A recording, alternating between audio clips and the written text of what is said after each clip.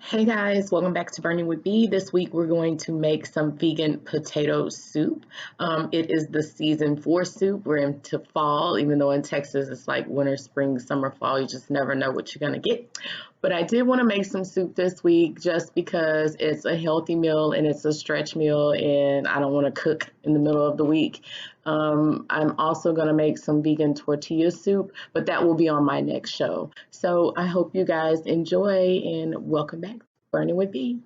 Watch, like, and subscribe, please. Had an idea to add some spinach to my potato soup, which I do sometimes. So I've added a little bit more vegan butter. And mind you, my vegetables have been sweating with me stirring them frequently for about 10 minutes. So the carrots are a little tender now. I'm gonna let it go for a little bit longer since I'm adding the spinach. Oh, it's gonna be so good. I'm so excited about this soup.